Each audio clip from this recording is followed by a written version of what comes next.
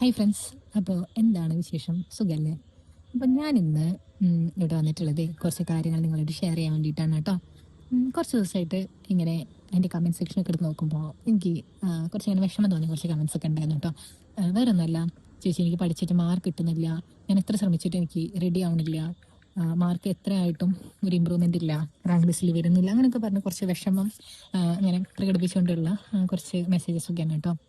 അപ്പോൾ അപ്പോൾ അതിന് എനിക്ക് തോന്നിയൊരു കാര്യം എന്താണെന്ന് വെച്ച് കഴിഞ്ഞാൽ, എനിക്ക് ചിലപ്പോൾ എൻ്റെ ഈ ഒരു പ്രൊഫൈൽ അല്ലെങ്കിൽ ലൈക്ക് എൻ്റെ ഈ പ്രൊഫൈലിലത്തെ കുറച്ച് കാര്യങ്ങൾ ഷെയർ ചെയ്ത് കഴിഞ്ഞാൽ മേ ബി നിങ്ങൾക്ക് കുറച്ച് കാര്യങ്ങൾ മനസ്സിലാക്കാൻ പറ്റും. ഓക്കെ, അപ്പോൾ നമുക്ക് നോക്കിയാലോ. നമ്മുടെ ഇതിൽ മൈ റിസൾട്ട്സ് ഉണ്ടില്ലേ, അതെടുത്ത് നോക്കാം. ഓക്കെ, മൈ റിസൾട്ട്സ് എടുത്ത് നോക്കുമ്പോൾ ഇതേ ഫസ്റ്റ് ഷോർട്ട് ലിസ്റ്റ് വന്നു, അടുത്ത റാങ്ക് ലിസ്റ്റ് ഇതാണ് എൻ്റെ റാങ്ക് ലിസ്റ്റുകൾ. ഓക്കെ, അപ്പോൾ ഇതിൽ നമുക്ക് ASM എടുത്ത് നോക്കാം. കണ്ടല്ലേ, മെയിൻ ലിസ്റ്റിൽ 106ാമത്തെ റാങ്കും ലബോറട്ടറി അസിസ്റ്റൻറ്റ് മെയിൻ ലിസ്റ്റിൽ 11ാമത്തെ റാങ്കും. ഓക്കെ, അടുത്തത് ഇതാ പോയി കഴിഞ്ഞാൽ, അതായത് ഷോർട്ട് ലിസ്റ്റിലായിട്ട് അടി പോയി കഴിഞ്ഞാൽ ഇത് ബീറ്റ് ഫോറസ്റ്റ് ഓഫീസർ. അതിലും ഷോർട്ട് ലിസ്റ്റിൽ ഉണ്ടായിരുന്നു, മെയിൻ ലിസ്റ്റിൽ തന്നെയായിരുന്നു. പക്ഷേ കുറച്ച് ഹെൽത്ത് ഇഷ്യൂസ് കാരണം എനിക്ക് ഫിസിക്കൽ അറ്റൻഡ് ചെയ്യാൻ പറ്റിയിട്ടുണ്ടായിരുന്നില്ല. അപ്പോൾ അങ്ങനെയൊക്കെയാണ് കാര്യങ്ങൾ. ഓക്കെ, അപ്പോൾ ഞാനിതൊക്കെ കാണിച്ചു തന്നപ്പോൾ നിങ്ങൾ വിചാരിച്ചിട്ടുണ്ടാവും മേ ബി ഞാൻ ഷോ ഓഫ് കാണിച്ചുകൊണ്ടിരിക്കുക, ലൈക്ക് എന്തോ എൻ്റെ ഇങ്ങനെ റാങ്ക് ഇവിടെ കാണിക്കാൻ വേണ്ടിയിട്ട് എനിക്ക് ഞാൻ ചെയ്തുകൊണ്ടിരിക്കുക എന്നുള്ളത്. ബട്ട് ആക്ച്വലി അതല്ല. ഓക്കെ, എനിക്ക് ഇതൊന്നുമല്ല നിങ്ങളിത് കാണിച്ചു തരാൻ വേണ്ടിയിട്ടുള്ളത്, വേറൊരു കാര്യമാണ്. ഓക്കെ, അത് കാരണം നിങ്ങൾക്ക് കുറച്ച് കാര്യങ്ങൾ വ്യക്തമാവും.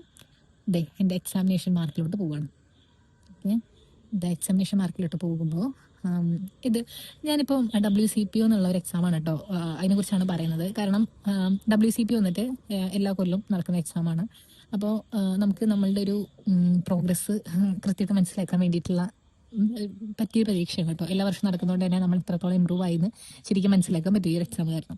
അപ്പോൾ WCPOൻ്റെ നോക്കിയാലോ എൻ്റെ മാർക്ക് എന്നുള്ളത്. കഴിഞ്ഞ കൊല്ലം എഴുതിയ, അതായത് 19/7/2025, അതായത് കഴിഞ്ഞ കൊല്ലം ജൂലൈ മാസം 19-ാം തീയതി എഴുതിയ പരീക്ഷയിൽ എൻ്റെ മാർക്ക് എന്ന് പറയുന്നത് 53.33. ആ സമയത്ത് ഞാൻ ശരിക്കും ഈ ഒരു എക്സാമിന് വേണ്ടി ഫുള്ളി ഇരുന്ന് പഠിച്ചിട്ടുണ്ടായിരുന്നില്ല. കാരണം ആ സമയത്ത് തന്നെയായിരുന്നു, ഏകദേശം ഈ ഒരു പീരീഡ് തന്നെയായിരുന്നു കേട്ടോ, ASM-ഉം ലാബ് അസിസ്റ്റൻറ്റും ഒക്കെ ഉണ്ടായിരുന്നു, ലബോറട്ടറി അസിസ്റ്റൻ്റ് ഒക്കെ ഉണ്ടായിരുന്നു. അപ്പോൾ ആ സ്ഥിതിക്ക് ഞാൻ ഈ ഒരു എക്സാമിന് വേണ്ടിയിട്ട് എനിക്ക് ഫുൾ കോൺസെൻട്രേഷൻ കൊടുക്കാനും പറ്റിയിട്ടുണ്ടായിരുന്നില്ല. അതുപോലെ തന്നെ സ്പെഷ്യൽ ടോപ്പിക് പഠിക്കാനും പറ്റിയില്ല. അങ്ങനെ എനിക്ക് കിട്ടിയ മാർക്കാണ് 53.33. വലിയ കാര്യത്തിൽ സ്പെഷ്യൽ ടോപ്പിക്കിൻ്റെ ബുക്കൊക്കെ മേടിച്ച് വെച്ചിട്ടുണ്ടായിരുന്നു, പക്ഷെ പഠിക്കാൻ പറ്റിയില്ല. ഓക്കെ, ഇനി നമുക്ക് അടിയിലോട്ട് പോകാം. അപ്പോൾ ഞാൻ എന്തിനാണ് ഇതൊക്കെ കാണിച്ചതെന്ന് വെച്ച് കഴിഞ്ഞാൽ ഈ വരുന്ന കാര്യത്തിന് വേണ്ടിയിട്ടാണ്. നോക്കിയേ, 28 മാർക്ക് എക്സാം എന്താ നോക്കിയേ, 29/6/2024. എന്ത് മനസ്സിലായി? അതായത് ഈ ഇപ്പം ഞാൻ കാണിച്ച 53.33 മാർക്ക്, ആ മാർക്ക് കിട്ടിയെങ്കിൽ തൊട്ട് മുന്നത്തെ വർഷത്തിൽ എനിക്ക് കിട്ടിയ മാർക്കാണ് 28 മാർക്ക്. ഓക്കെ, അപ്പോൾ നിങ്ങൾക്ക് എന്ത് തോന്നി? അപ്പം ഞാൻ പറയാൻ വന്ന കാര്യം ഇത്രയുള്ള ഫ്രണ്ട്സ്. അതായത് നമ്മൾ പഠിച്ചു തുടങ്ങുന്ന സമയത്ത് നമുക്ക് മാർക്ക് ചിലപ്പോൾ കുറവൊക്കെ ആയിരിക്കും. ഓക്കെ, എല്ലാ റാങ്ക് കിട്ടിയ ആൾക്കാർക്കും ഇപ്പോൾ ജോലി പ്രവേശിച്ച ആൾക്കാർക്കും ഒക്കെ ഇങ്ങനൊരു സ്റ്റാർട്ടിങ് ഫീസ് ഉണ്ടായിരുന്നു. ഓക്കെ, ഇപ്പോൾ എനിക്ക് 28 മാർക്ക് കിട്ടിയത് തന്നെ എങ്ങനെയായിരുന്നു, അത് ഫസ്റ്റായിട്ട് പോയി എഴുതിയ പരീക്ഷയ്ക്ക് എനിക്ക് 28 മാർക്ക് കിട്ടിയെന്നല്ല. ഞാൻ എത്രയോ കാലമായിട്ട് PSC നോക്കണ്ടേ, നോക്കിയാൽ ശരിയാവും, അങ്ങനെയൊക്കെയുള്ള കുറേ കൺഫ്യൂഷൻ പിടിച്ച മൈൻഡിൽ ഞാൻ വെറുതെ ഇരിക്കുമ്പോൾ അങ്ങനെ ഓഡിയോ ക്ലാസ്സും ഒക്കെ കാണുമായിരുന്നു. അത്രേ ഉള്ളൂ, പ്രത്യേകിച്ചൊന്നുമില്ല, വെറുതെ ഒരു നേരം പോക്ക്, അത്രേ ഉള്ളൂ. ഓക്കെ, ആ സമയത്ത് എന്തൊക്കെയോ കണ്ട് അങ്ങനെ എന്തൊക്കെയോ കേട്ട് കുറച്ച് കാര്യങ്ങളും പിന്നെ IPC ഒക്കെ എനിക്ക് കുറച്ച് അറിയാമായിരുന്നു. ഓക്കെ, അത് കുറച്ച് ലോജിക്കൊക്കെ അപ്ലൈ ചെയ്തിട്ട് എഴുതാൻ പറ്റണതും അങ്ങനെ. പിന്നെ കോൺസ്റ്റിറ്റ്യൂട്ട് എനിക്ക് അത്യാവശ്യം നല്ല ഒരു ഇഷ്ടപ്പെട്ട ഒരു സംഭവങ്ങളായിരുന്നു. അപ്പോൾ അതുകൊണ്ട് അതൊക്കെ എനിക്ക് അങ്ങനെ എനിക്ക് കിട്ടിയ മാർക്കാണ് 28 മാർക്ക്. ഓക്കെ, അപ്പോൾ ഞാൻ നിങ്ങളുടെ അടുത്ത് പറഞ്ഞിട്ടുണ്ടായിരുന്നു, ഞാൻ ഫസ്റ്റായിട്ട്, അതായത് ഞാൻ ഈ PSC പഠിക്കാൻ വേണ്ടിയിട്ട് ഇറങ്ങുന്നത് 2024 ജൂൺ മാസത്തിലാണ്. അതായത് എനിക്ക് 24 വയസ്സുള്ളപ്പോൾ, എനിക്ക് 26 വയസ്സായി കേട്ടോ. അപ്പോൾ 24 എനിക്ക് 24 വയസ്സുള്ള സമയത്ത് ഞാൻ PSC പഠിക്കാൻ വേണ്ടി ഇറങ്ങാം. അന്ന് ജോലി ഉണ്ടായിരുന്നു, ആ ജോലി ഒഴിവാക്കിയിട്ടാണ് ഞാൻ ഈ പരിപാടിക്ക് ഇറങ്ങിത്തിരിക്കുന്നത്. അപ്പോൾ ഈ സമയത്ത് എനിക്ക് ഭയങ്കര ഡൗട്ടായിരുന്നു, ഇത് വേണോ വേണ്ടോ. പിന്നെ ഒരു ധൈര്യത്തിലങ്ങ് ഇറങ്ങിയതാണ്, ജോലിയൊക്കെ ഉപേക്ഷിച്ചിട്ട് കേട്ടോ. പക്ഷേ ഞാൻ പറഞ്ഞ പോലെ തന്നെ എനിക്ക് ഒരു ക്ലാസ്സിന് പോകാൻ ഒരു താല്പര്യം ഉണ്ടായിരുന്നില്ല.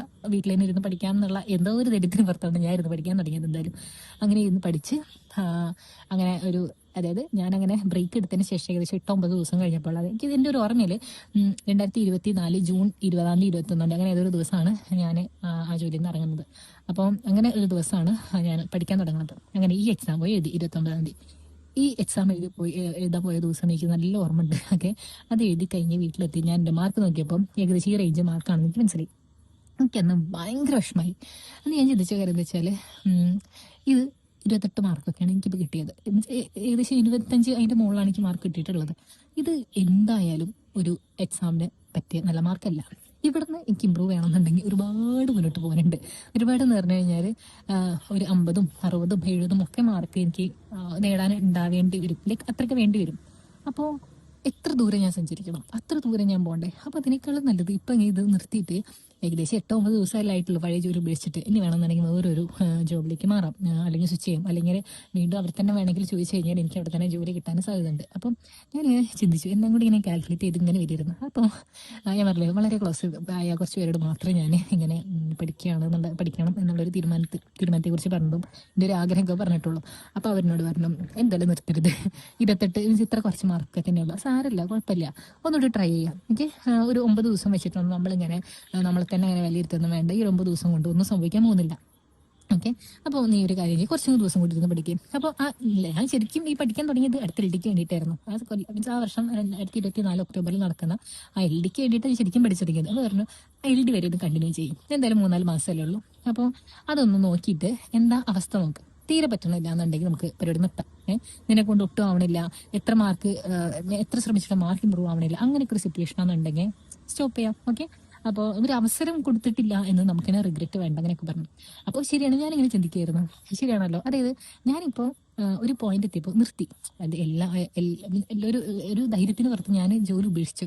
പക്ഷേ ഇനി കുറച്ചുകൂടി മുന്നോട്ട് പോയി കഴിഞ്ഞാൽ മേ ബി എനിക്കത് ധൈര്യം കിട്ടിയില്ല, ഇങ്ങനെ ജോലി ഉപേക്ഷിക്കാനുള്ളൊരു ധൈര്യം പോലും കിട്ടാത്തൊരു സാഹചര്യം ആയാലോ. അപ്പം ഇപ്പം തന്നെ എന്തെങ്കിലും ജോലി നിർത്തിയ സ്ഥിതിക്ക് ഇപ്പം ഞാൻ പറഞ്ഞില്ലേ, ഇത്ര കുറച്ച് പേരെങ്കിൽ അറിഞ്ഞിട്ടുണ്ട്. അപ്പോൾ ഇവരാണെങ്കിൽ എന്നോട് ജോലിക്ക് പോകണ്ട, ഇതന്നെ ഇരുന്ന് പഠിക്കാനാണ് പറയുന്നത്. അപ്പോൾ ഒന്ന് ട്രൈ ചെയ്യാം, അടുത്തൊരു എക്സാം വരെ എന്തായാലും നോക്കി നോക്കാം എന്നുള്ള ആ ഒരു മൈൻഡിലാണ് ഞാൻ പഠിച്ചു തുടങ്ങുന്നത്. ഓക്കെ, അപ്പോൾ ഞാൻ പറഞ്ഞിരുന്ന കാര്യത്തിലുള്ളത്, ഓക്കെ, നിങ്ങളിപ്പോൾ ഏത് സിറ്റുവേഷനിലായിക്കോട്ടെ, ഓക്കെ, ചിലപ്പോൾ മാർക്ക് ചിലപ്പോൾ 20-ലായിരിക്കാം, 25-ലായിരിക്കാം, 30-ലായിരിക്കാം, 40-ലായിരിക്കാം, എന്തും ആയിക്കോട്ടെ, നിങ്ങൾ സ്റ്റാർട്ട് ചെയ്ത് കഴിഞ്ഞു. ഓക്കെ, സ്റ്റാർട്ട് ചെയ്തിട്ടുണ്ട്, നിങ്ങൾ ഒരു പോയിന്റ് എത്തിയിട്ടുണ്ട്. ഓക്കെ, എത്ര ചെറിയ മാർക്കാണെങ്കിലും നിങ്ങൾ എവിടെ നിന്നാണോ തുടങ്ങിയത് അവിടെയല്ല നിങ്ങളിപ്പോൾ ഉള്ളത്, കുറച്ചൊക്കെ മുന്നോട്ട് പോയിട്ടുണ്ട്. നിങ്ങൾ ആലോചിച്ച് നോക്കിയാൽ ആ ഒരു ചെറിയ മാർക്കിൻ്റെ ഇമ്പ്രൂവ്മെൻ്റ് ആണെങ്കിലും നിങ്ങൾക്ക് ഇങ്ങനെ വന്നിട്ടുണ്ടാവുക. ഓക്കെ, ഒരുപാട് ഹാർഡ് വർക്ക്, പല പ്രോബ്ലംസും പല കാര്യങ്ങളൊക്കെ ഇതിനിടെ വന്നിട്ടുണ്ടാവും. പല കാര്യങ്ങളോടും നിങ്ങൾ നോ എന്ന് പറഞ്ഞിട്ടുണ്ടാവും, ഒരൊറ്റ കാര്യം പഠിക്കാൻ വേണ്ടി മാത്രം, അല്ലേ. അപ്പം അത്രയൊക്കെ കാര്യത്തിന് നിങ്ങൾ നോ എന്ന് പറഞ്ഞിട്ടുണ്ടെങ്കിൽ, അത്രയൊക്കെ കാര്യങ്ങൾ നിങ്ങൾ വേണ്ട വെച്ചിട്ടുണ്ടെങ്കിൽ, പഠിക്കണം എന്നുള്ളൊരു ആഗ്രഹം നിങ്ങളുടെ ഉള്ളിൽ ഉണ്ടായിട്ട് എന്നിട്ട് നിങ്ങളത് ഉപേക്ഷിക്കുന്നത് ശരിയാണോ? അല്ലേ. ഞാൻ അന്ന് 28-ാം തീയതി, അതായത് ഈ പരീക്ഷ കഴിഞ്ഞ് അന്ന് വന്ന് വേണ്ട, ഇതിനെ കൊണ്ടാവൂല എന്ന് പറഞ്ഞ് ഞാൻ നിർത്തിയിരുന്നെങ്കിൽ ഇപ്പോൾ ഇവിടെ ഞാനിങ്ങനെ ഒരു കഥാപ്രസംഗം നടത്തൂലായിരുന്നു. ഓക്കെ, അപ്പോൾ അതാണ് ഞാൻ പറഞ്ഞിരുന്ന കാര്യം. അപ്പോൾ നമ്മൾ വന്നിട്ട് എടുത്തു ചാടിയിട്ട് ഒരു തീരുമാനം എടുക്കണ്ട. ശരിക്കും ആലോചിച്ച് നോക്ക്, നമ്മളെ കൊണ്ട് എന്തായാലും തുടങ്ങിയില്ലേ, ഇതൊന്ന് മുഴുമിപ്പിച്ചാലോ. കുറച്ച് കഷ്ടപ്പെടണം, ശരി തന്നെയാണ്. പക്ഷെ ഈ കഷ്ടപ്പെട്ട് കിട്ടുമ്പോഴല്ലേ അതിന് പ്രത്യേക ഒരു സുഖമുണ്ട്. ഓക്കെ, ഇങ്ങനെ റാങ്ക് ലിസ്റ്റ് എനിക്ക് ഇപ്പോഴും ഓർമ്മയുണ്ട് കേട്ടോ. ഒരു സെപ്റ്റംബർ 10 തോന്നുന്നു, എൻ്റെ ഓർമ്മയില്ല. സെപ്റ്റംബർ മാസത്തിൽ 10-ാം തീയതി ഏതൊരു ദിവസമാണ് എൻ്റെ ലാബ് അസിസ്റ്റൻറ്റിൻ്റെ, അതായത് ലബോറട്ടറി അസിസ്റ്റൻറ്റിൻ്റെ ഹയർ സെക്കൻഡറി ഡിപ്പാർട്ട്മെൻറ്റിലാണ് കേട്ടോ. അപ്പോൾ അതിൽ നമുക്കൊരു മെസ്സേജ് വരുമല്ലോ, മെസ്സേജ് വന്നിട്ടുണ്ടായിരുന്നു അങ്ങനെ സർട്ടിഫിക്കറ്റ്സ് ഒക്കെ അപ്ലോഡ് ചെയ്യണമെന്ന് പറഞ്ഞിട്ട്. ആ ഒരു മെസ്സേജ് വന്ന ദിവസം ഉണ്ടല്ലോ, എനിക്ക് അറിഞ്ഞുകൂടാ ഞാൻ എത്രമാത്രം സന്തോഷിച്ചിരുന്നുള്ള. ഞാൻ വളരെ ഹാപ്പി എന്ന് പറഞ്ഞാൽ മീൻസ് ഞാൻ പഠിച്ച രീതി ശരിയാണല്ലോ, അല്ലെങ്കിൽ ഞാൻ പഠിച്ച മെത്തേഡ് ശരിയാണ്, ഞാൻ പോയ പാതകൾ കറക്റ്റ് തന്നെയാണ്. ഞാനിപ്പോൾ പറഞ്ഞ കുറച്ചും കൂടി ഇമ്പ്രൂവ് ചെയ്യാനുണ്ട്, കുറച്ചും കൂടി ബെറ്റർ ആക്കാനുണ്ട്, അത്രയേ ഉള്ളൂ. അങ്ങനെ ഒരു കൺഫർമേഷൻ ഇല്ലേ നമുക്കിന്, നമ്മൾ ചെയ്തത് എന്തൊക്കെ ശരിയാണ് എന്ന് നമ്മൾ മനസ്സിലാക്കുന്ന ഒരു മൊമെന്റ് ഇല്ലേ, അത് ഭയങ്കര വലിയ ഫീലിംഗ് ആയിരുന്നു എനിക്ക്. ഞാൻ ശരിക്കും പറയാന്നുണ്ടെങ്കിൽ മേ ബി റാങ്ക് ലിസ്റ്റിലേക്ക് വന്നതിനേക്കാളും ഞാൻ ഹാപ്പി ആയിട്ടുണ്ട് എന്നത് ആ ദിവസമായിരിക്കും കേട്ടോ. ഇത് നമ്മൾ പോയ വഴികളൊക്കെ ശരിയാണ് എന്ന് മനസ്സിലാക്കുന്ന ഒരു സമയമില്ല, അത് വല്ലാത്തൊരു സന്തോഷമാണ്. ആ സന്തോഷം കിട്ടാൻ അധികം ദൂരമൊന്നും നിങ്ങളും പോകേണ്ടി വരില്ല. ഓക്കെ, ചിലപ്പം നിങ്ങൾ ചെയ്യുന്ന ഒരു മെത്തേഡായിരിക്കും തെറ്റ്. ഇപ്പം നമ്മളുടെ കൂട്ടത്തിൽ തന്നെ പലരും ഉണ്ടാവും കേട്ടോ, പല രീതിയിൽ പല സാഹചര്യത്തിൽ ഉള്ളവർ. ഇപ്പം നിങ്ങൾ എന്നെ വെച്ച് കമ്പയർ ചെയ്യേണ്ട, കാരണം എനിക്ക് എൻ്റെ സിറ്റുവേഷനല്ല നിങ്ങൾക്കുള്ളത്. നിങ്ങൾ ഓരോരുത്തരും പല പല സിറ്റുവേഷനാണ് വരുന്നത്, പല പല മാനസികാവസ്ഥ, പല പല പ്രഷർ, ടെൻഷൻ, ഇതൊക്കെ ഉണ്ടാവും. ഓക്കെ, അപ്പോൾ നിങ്ങൾ എന്നെ വെച്ച് കമ്പയർ ചെയ്യേണ്ട, ആരെയും വെച്ച് കമ്പയർ ചെയ്യേണ്ട. എനിക്ക് ഒരു വർഷം കൊണ്ട് ഇത് അച്ചീവ് ചെയ്യാൻ പറ്റിയെന്നുണ്ടെങ്കിൽ എനിക്ക് അനുകൂലമായിട്ടുള്ള കുറേ സംഭവങ്ങൾ ചുറ്റും ഉണ്ടായിരുന്നു എന്നുള്ളത് കൊണ്ടാണ്. ചിലപ്പോൾ നിങ്ങൾക്കും ഉണ്ടാവും അനുകൂലമായിട്ടുള്ള, പക്ഷേ മേ ബി നിങ്ങളൊരു ഇതിൽ ആൻസൈറ്റി ആവും, സ്ട്രെസ് ആവും, അല്ലെങ്കിൽ നിങ്ങൾ പഠിക്കുന്നതിലുള്ള എന്തോ ഒരു ചിലപ്പോൾ ഒരു മിസ്റ്റേക്ക് ആവാം, ചിലപ്പോൾ മാർക്ക് ഇമ്പ്രൂവ് ആവാത്ത. ഞാൻ മുൻപ് പറഞ്ഞില്ല PYQ ഒക്കെ എങ്ങനെ അല്ല മോക്ക് ടെസ്റ്റ് ഒക്കെ എങ്ങനെ ചെയ്യേണ്ടത്, അങ്ങനത്തെ കാര്യങ്ങളൊക്കെ ഞാൻ പറഞ്ഞില്ലേ. അപ്പം അതൊക്കെ ഒന്ന് വെച്ചിട്ടൊന്ന് ട്രൈ ചെയ്ത് നോക്കുക. മാർക്ക് ഇമ്പ്രൂവ് ആവുന്നുണ്ടോ എന്നുള്ളത് നോക്ക്. ഉറപ്പായിട്ടും മാർക്ക് ഇമ്പ്രൂവ് ആവാതെ എങ്ങനെയാണ്? നമ്മൾ സ്ഥിരമായിട്ട് ഒരു കാര്യം പ്രാക്ടീസ് ചെയ്തിട്ടുണ്ടെങ്കിൽ എങ്ങനെയാ അത് അതിലൊരു ചേഞ്ച് ഇല്ലാണ്ടിരിക്കുക, അല്ലേ?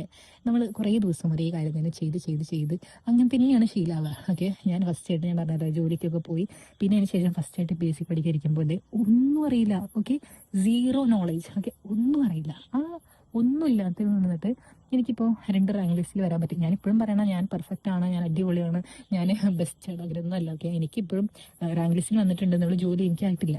അപ്പം ഞാൻ ഇത് പറയാൻ എത്രമാത്രം യോഗ്യത ഉണ്ട് എന്നൊന്നും എനിക്കറിയില്ല. ബട്ട് സ്റ്റിൽ എനിക്ക് തോന്നുന്നത് ഞാൻ പറയുമ്പോൾ കുറച്ചുകൂടി ആൾക്കാർക്ക് കൺവിൻസ് ആവുന്നുണ്ട് തോന്നുന്നു, അല്ലെങ്കിൽ കുറച്ചുകൂടി ആൾക്കാർ കേൾക്കാൻ ഇരിക്കുന്നുണ്ട്. അത് എന്തോ എനിക്കത് നിങ്ങളോട് പറയണം തോന്നുന്നുണ്ട്.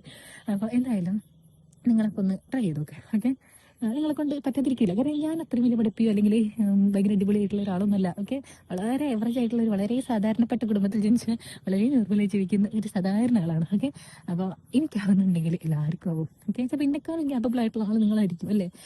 നിങ്ങൾക്ക് ലൈക്ക് നിങ്ങളെന്ന് ശരിക്കും നിങ്ങൾ ആലോചിക്കും, നിങ്ങൾ എന്തൊക്കെ ലൈഫിൽ അച്ചീവ് ചെയ്തിട്ടുണ്ട്, അല്ലെങ്കിൽ നിങ്ങൾ എന്തൊക്കെ പ്രോബ്ലംസ് ഫേസ് ചെയ്തിട്ടുണ്ട്. ചിലപ്പോൾ അതിൻ്റെ ഒന്നും അത്ര ഉണ്ടാവില്ല. ചിലപ്പോൾ ഈ PSC എന്ന് പറയുന്നത് കുറച്ചൊക്കെ ഒന്ന് വർക്ക് ചെയ്ത് കഴിഞ്ഞാൽ കിട്ടുന്നേ.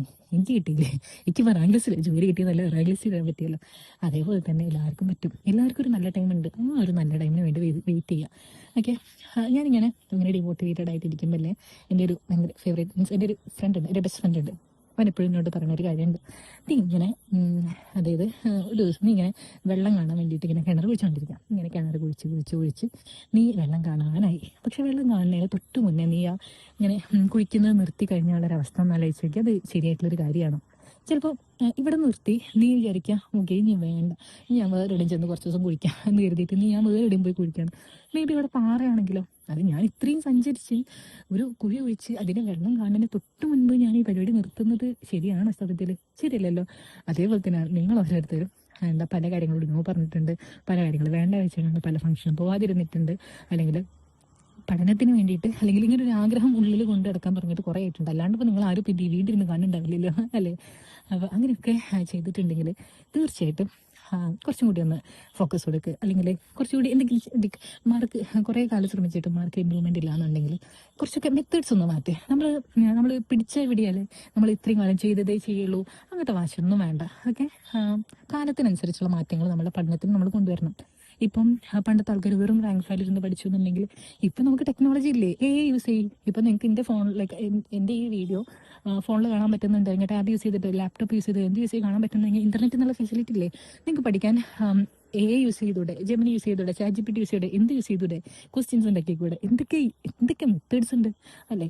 അപ്പോൾ നമ്മൾ ഇതൊക്കെ യൂസ് ചെയ്യാണ്ടിരിക്കുന്നത് അബദ്ധല്ലേ? അപ്പോൾ എല്ലാവരും നല്ല രീതിയിൽ ഇരുന്ന് കൃത്യമായിട്ട് ശരിക്കും ചിന്തിച്ച് നോക്കിയേ. കുറച്ചും കൂടി ഞാൻ മുന്നോട്ട് പോയി കഴിഞ്ഞാൽ നല്ല റിസൾട്ട് എനിക്ക് ഉണ്ടാക്കാൻ പറ്റൂലേ?